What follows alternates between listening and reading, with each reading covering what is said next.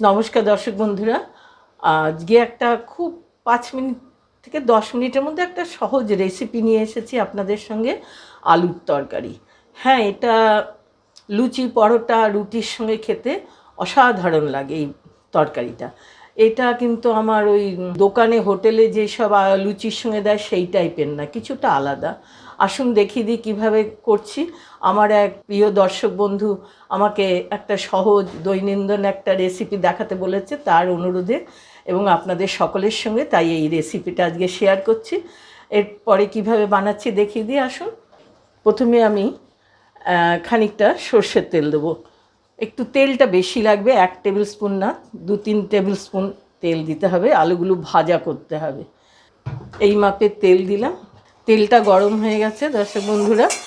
এই তেলের মধ্যে প্রথমে একটা শুকনো লঙ্কা দেবো, তারপরে একটু কালো জিরে হাতে ডলে নিলাম, কেন ময়লা টলা থাকলে ওগুলো গুঁড়ো হয়ে বেরিয়ে যায় একটু হালকাভাবে। এবার একটু কালো জিরে দিয়ে দিলাম,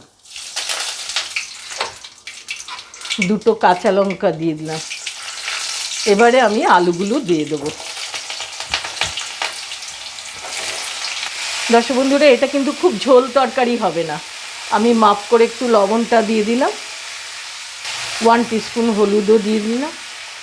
এবার যেটা দেবো সেটা হচ্ছে হিং। হিংটা খুব সামান্য পরিমাণে, এইটুকু, খুব সুন্দর একটা ফ্লেভার আসে এই জন্যে। আর হিং শরীর এবং পেটের জন্য খুব উপকার। এবার আমি এগুলোকে খুব ভালো করে ভাজা ভাজা করব।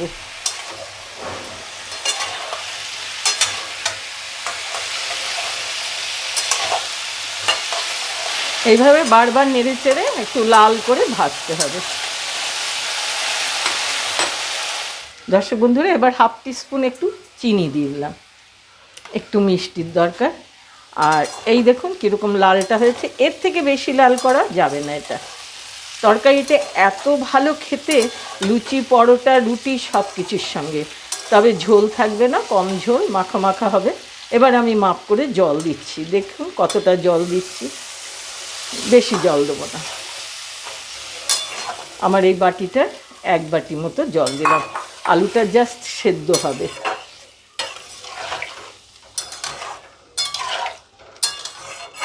এবার ঢাকা দিয়ে দেবো, গ্যাসটা অনে দিলাম, দিয়ে ঢাকা দিয়ে দিয়ে এবারে ঝোলটা ফুটে উঠেছে।